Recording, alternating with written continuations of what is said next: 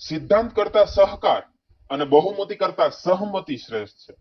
બહુ દૂર જોશો ને તો નજીક નહીં દેખાય, અને સાહેબ બહુ ખામીઓ જોશો ને તો ખાસિયત નહીં દેખાય. જય શ્રી કૃષ્ણ મિત્રો. તો આપણી આગળ ફરી એકવાર સરીન એડવાઇઝર 5.3 ની અંદર આપણે ગેલેક્સી QC છે એની અંદર સ્કીન ઓપ્શન જોવાનો છે. અત્યારે મારી પાસે આ ડાયમંડ છે, તમે જોઈ શકો છો. આની અંદર ટોટલી આપણે પ્લાનિંગ કરી નાખ્યું છે. આ ડાયમંડ ફાઇનલાઇઝ થઈ ગયો છે. આની અંદર 2-3 સેન્ટ કરતા નાનો આવતો હતો એટલે ડાયમંડ આપણે કઈ લીધો નથી. એઝ વેલ એઝ આ ડાયમંડ છે તો આનું આપણે ટોટલી અત્યારે QC કરવાનું છે. તો અત્યારે મારે ઇન્ક્લુઝન ની અંદર જાય QC કરવાનું છે. શેની ઉપર QC કરવાનું? સ્કીન ઉપર કરવાનું છે. એટલે અહીંયા સ્કીન આપણને ઓપ્શન દેખાય છે. નોર્મલી આ ડાયમંડ આપણને અહીંયા દેખાય છે.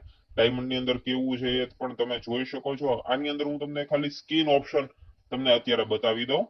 તો નોર્મલી જો આપણી પાસે આ ડાયમંડ છે જેની અંદર આ ઇન્ક્લુઝન પકડેલું છે. હવે આ ઇન્ક્લુઝન કેટલું અંદર પકડેલું છે એ બધું જોવાનું છે. અને બહુ અંદર પકડેલું હોય તો એવા ઇન્ક્લુઝન ને આપણે ડિલીટ મારીને સ્કીન નો પ્રોપરલી યુઝ કરશું. અથવા જે ઇન્ક્લુઝન ખોટા પકડી લીધા છે ને એને પણ આપણે ડિલીટ મારી દેવાના. જેવી રીતે આપણે પ્રીવિયસ વિડીયોમાં એનો ટોટલી ખાલી વસ્તુ જોઈ કે કેવી રીતે ડાયમંડ ની અંદર આ જે સપાટીના ઇન્ક્લુઝન્સ છે એ પકડવામાં આવતા હોય છે. તો આની અંદર ઘણા 3D ના પણ છે. આની અંદર જો આ તો ટોટલી સ્કીન છે. આપણે પ્રીવિયસ વિડીયોમાં પણ આને ડિલીટ જ માર્યો તો યાદ છે. તો આને ઇન્ક્લુઝન હું ડિલીટ મારી દઉં. જે સપાટી ઉપરના છે એ તો અત્યારે હું માનો કે કોઈ ફોર એક્ઝામ્પલ એક ખાડ છે નોર્મલી જે સપાટી ઉપરની જ છે, સ્ટેપ ખાડ ટાઈપનો છે, પણ અહીંયા તમને દેખાય છે આ ટાઈપનો છે. ટેપ દબાવું છું એટલે તમને આઈડિયા આવે. તો અહીંયા તમે જોઈ શકો છો આ ડાયમંડ ની અંદર આ ઇન્ક્લુઝન્સ છે જે પરફેક્ટ પકડેલું છે. પણ આપણે શીખવા માટે સ્કીન ઓપ્શન કેવી રીતે યુઝ થાય એટલે આને આપણે ડિલીટ ઇન્ક્લુઝન આપી દઉં છું અત્યારે. પછી આ ઇન્ક્લુઝન છે આને ડિલીટ આપી દઉં છું. હવે હું જોઉં છું કેવી રીતનો પકડાનેલો. આ જુઓ આ ટોટલી આને આપણે બાકી છે અને આપણે આપવું જ પડે કારણ કે આ અંદર ઉતરેલું છે. સ્કીન ની અંદર બહારના ઓપ્શન હશે ને આવા માનો કે આવા બધા ડિલીટ થઈ જાય ને તો કઈ વાંધો નહીં, રહી જાય તોય કઈ વાંધો નહીં. પરંતુ જે આ કસર છે જે થોડી ખાડ છે જે સપાટી ઉપરની છે એને પકડવી આપણે પરફેક્ટલી જરૂર છે. તો એના માટે હું તમને આ સ્કીન બતાવીશ. તો અત્યારે તમે જોઈ શકો છો આપણી પાસે આ ડાયમંડ છે જેની અંદર આ પરફેક્ટ આપણને વ્યવસ્થિત દેખાય ને એવો એંગલ લઈ લેવાનો છે. મને ભાઈ અહીંયા પરફેક્ટ દેખાય એવું લાગે છે. એઝ વેલ એઝ અહીંયા પણ પરફેક્ટ દેખાય એવું લાગે છે. તો અહીંયા પરફેક્ટ દેખાય છે તો આને લઈ લીધું. અહીંયા ઝૂમ કરી લેવાનું છે. હવે આપણે સ્કીન ઓપ્શનનો યુઝ કરવાનો છે. તો સ્કીન ઓપ્શનનો યુઝ કેવી રીતે કરી શકીએ એ જોવાનું છે. તો સૌથી પહેલા અહીંયા ઓપ્શનની અંદર સ્કીન આપણે સિલેક્ટ હોવું જોઈએ. સિલેક્ટ થઈ ગયું ત્યાર પછી આપણે આગળ વધવાનું છે. જે સ્કીન સપાટી ઉપરની કસર છે, હીરાની અંદર જેટલી પણ સપાટી ઉપરની કસર છે એને પકડવા માટે આપણે સ્કીનનો ઉપયોગ કરીએ છીએ. સ્કીન મેં લઈ લીધું. એડ ઇન્ક્લુઝન આપી દઉં એટલે ઇન્ક્લુઝન આવશે. હવે આની ઉપર મૂકવાનું છે ઇન્ક્લુઝન, પણ મૂકવા માટે આપણે ન્યૂ પ્લોટ લેવાનો છે. આની અંદર આપણે ખાલી એક જ પ્લોટમાં ટોટલી કવર અપ કરવાનું છે. એટલા માટે જ્યાં પરફેક્ટ આપને દેખાય તો અહીંયા મને કસર દેખાય છે તો હું જ્યાં વ્યવસ્થિત મને લાગશે જ્યાં એને પરફેક્ટલી હું કવર અપ કરીશ. તો તમે આપણે લઈએ છીએ અત્યારે કસર ટોટલી કવર અપ થતી જાય છે. જેવી ટાઈપની કસર છે ને એ ટાઈપનો આપણે ડ્રો કરી શકીએ. એટલા માટે આપણે પરફેક્ટ એને ડ્રો કરવાનો છે. એન્ડ પ્લોટ આપી દઉં છું. એન્ડ પ્લોટ આપતા હવે હું ક્યુ દબાવું છું એટલે મને જે આ કસર છે એ જ દેખાશે. તો અહીંયા તમે જોઈ શકો છો આપણી કસર જુઓ થઈ ગઈ અહીંયા.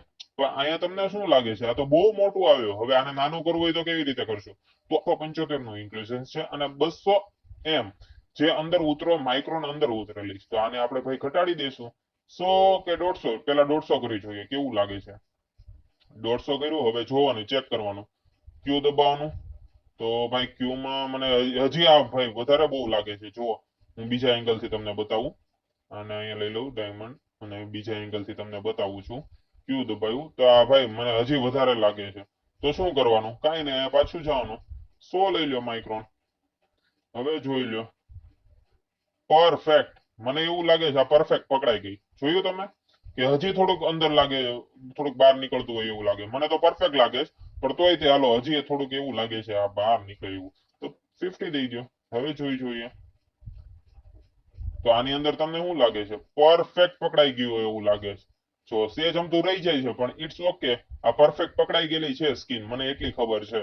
તો આ સ્કીન ઓપ્શન નો તમે યુઝ જોયો કેવો પરફેક્ટલી અહીંયા પકડાઈ ગયો. હવે હું ટેબ આપીશ અને જુઓ તમે ડાયમંડ ની અંદર પકડાઈ ગયું. જે આપણે ખાડ નહોતી પકડી એ આપણે અત્યારે પકડી લીધી છે અને ઈ પણ આપણે ઇન્ક્લુઝન ની મદદથી સ્કીન ઇન્ક્લુઝન નો યુઝ કર્યો હતો.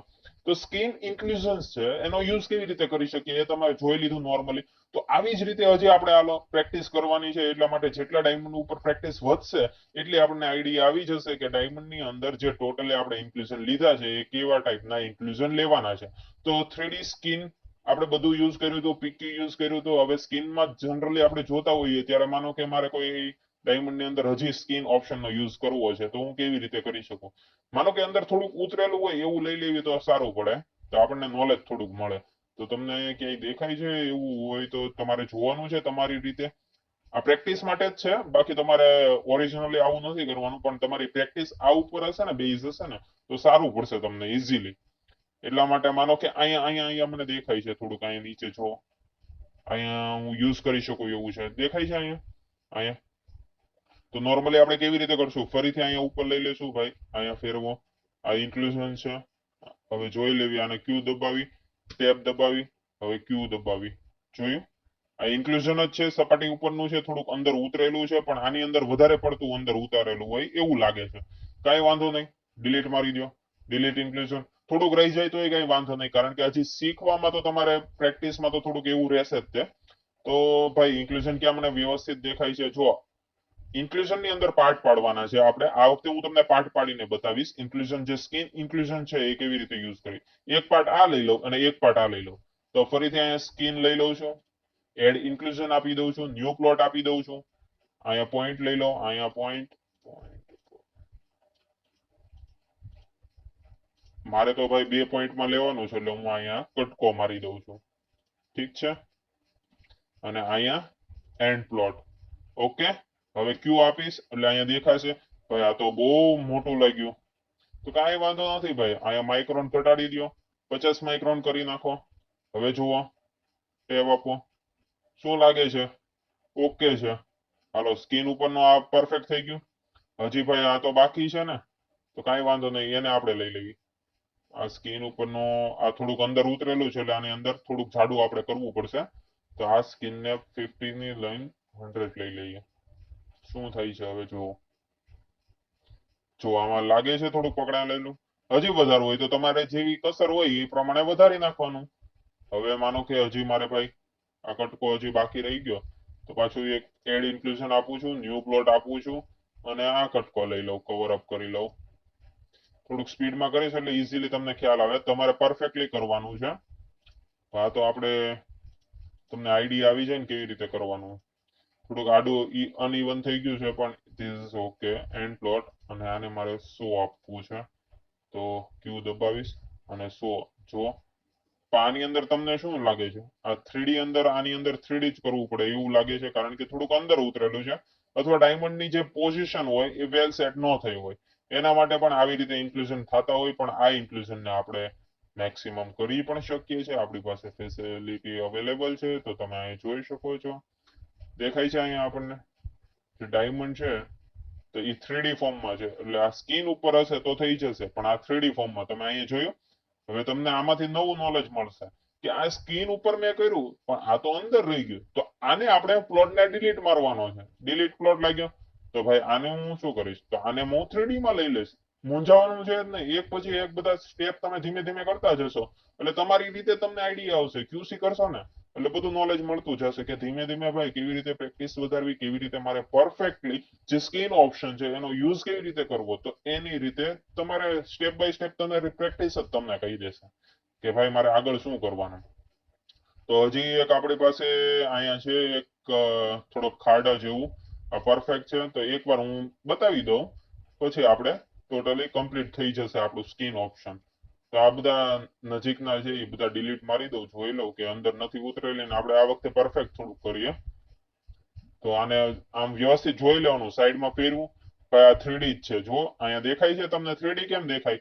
જો અહીંયા જોજો, આ કસર બહાર નીકળી છે, એવી રીતે જો અહીંયા ફેરવું ને એટલે એ પતલી થઈ જાય છે, અને આમ ફેરવીશ એટલે જો એ ઓપ્શન આ ટેબ દબી દઉં, જો આ જાડી થઈ જાય છે.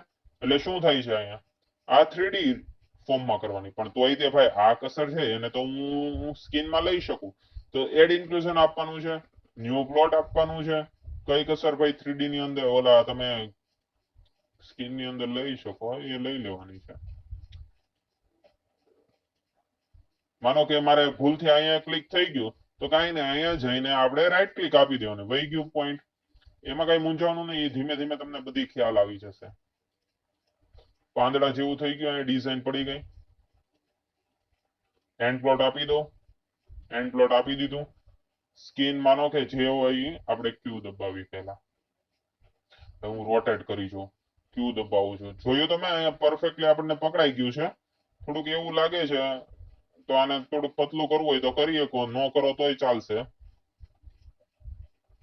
જો હવે ભાઈ ઓકે, થોડુંક અંદર રહી ગયું છે, પછી ચાલશે ભાઈ એવી રીતે. ઓકે, દેખાય છે આપણને પરફેક્ટ પકડાઈ ગયેલું. તો હવે આની અંદર જોઈએ સ્ટોન ની અંદર તો કેવું હશે.